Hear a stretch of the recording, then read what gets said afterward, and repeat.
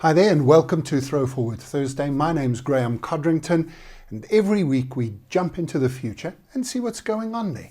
And every other week we dig into the business implications of what we've seen. So last week, I hope you had a chance to have a look at last week's lesson about the future.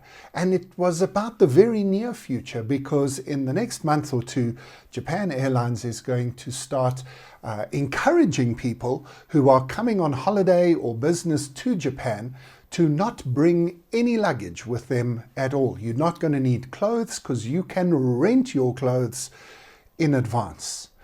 Interesting. So what do we learn from this? I don't know if this is going to work. I don't know how confident people are going to be to get on an aeroplane with no clothes and arrive at the hotel and find a pile of clothes in roughly your size, in roughly your style, maybe acceptable. I think it's going to be more holiday people who try this out, obviously, rather than business people who maybe need to be a little bit more specific about how they look. But I think that there are two big implications here for us to consider. The first has got to do with one of the drivers of this particular venture or this particular experiment, and that is, of course, to do with ESG.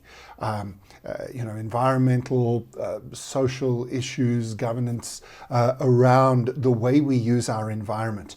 And in this environment, the direct thing is that the plane will be lighter if a whole lot of people on the aeroplane are not bringing their own clothes and their own baggage. The plane will be lighter, it'll use less fuel, there'll be less carbon emissions. So that's a fairly easy win. The second, though, is the mindset around the what is sometimes called the circular economy. I'm not sure that is the technically best description of what's going on here, but there's a whole lot of mindsets here, and that is about buying local, recycling, reusing, no wastage. And although it's not a direct impact of this particular experiment, I think it at least locks into the mindset around that circular economy of saying to people, you can in fact live in a sharing economy where a number of different things could be shared. And of course, we understand that at one level you can talk about Airbnb and Uber and so on, and you can do it more at a industry and infrastructure level where we can be sharing some quite big assets like our home and our car.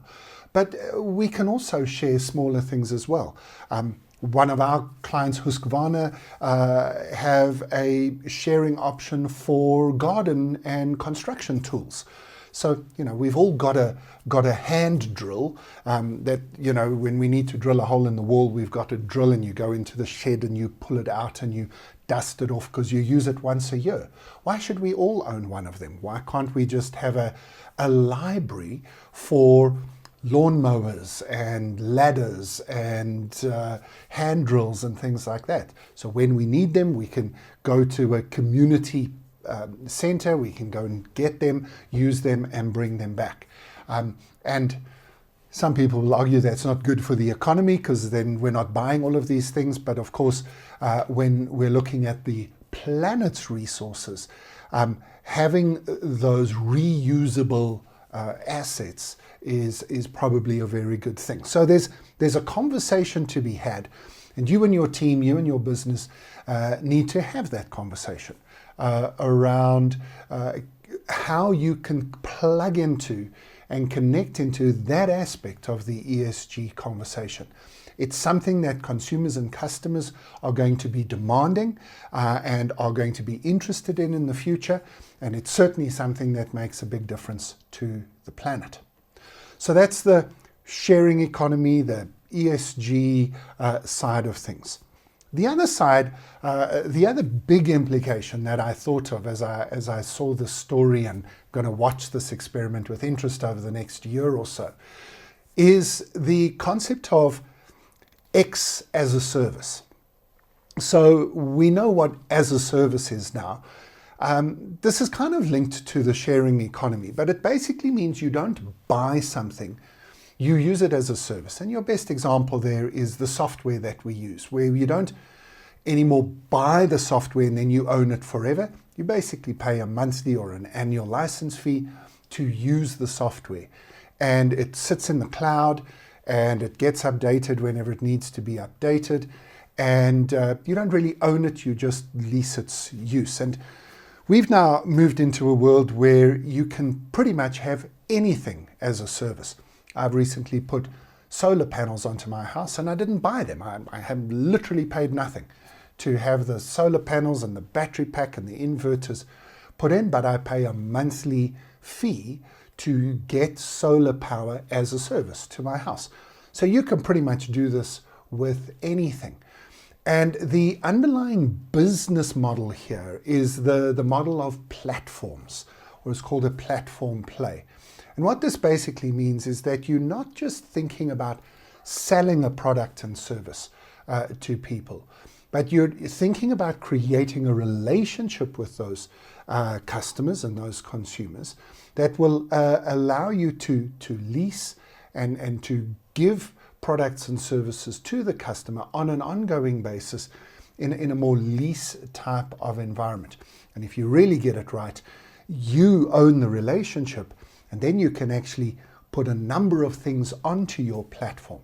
And a lot of companies that are thinking this way are expanding their reach quite dramatically, almost turning, whether it's a bank or an insurance company or some other kind of retailer, suddenly turns into a more lifestyle-based company, where if you trust them to buy one product, you will also buy a whole lot of other products from them.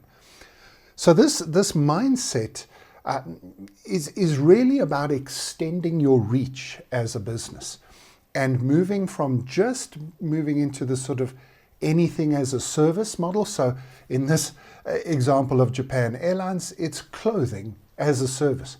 Who would have thought? But I wonder if, as you think of your business, what can you offer as a service? So you're busy selling what you're selling to your customers at the moment. Could you turn it into a lease as a service environment? And once you go down that path, you'll also open up the conversation of saying, is there a platform play available for you as you and your customers get closer together and they trust you in this environment? So Japan Airways, an airline company, renting clothes because there's a platform connection with the initial customer relationship that they've got. It's a fascinating example, interesting insight, wonderful experiment, and maybe inspires you and your business to think a little bit more about what the future could look like for you. And maybe inspires you to have your own experiment with getting your products and services to your customers in a very different way from what you do now. Welcome to the future. It's always fun to think about it, isn't it? Thanks for joining me. And if you would like further assistance in thinking like a futurist, don't forget to just connect with me. And this is what I do all day, every day, and we'd love to help you if you need assistance. Otherwise, I'll see you next week as we jump into the future once again.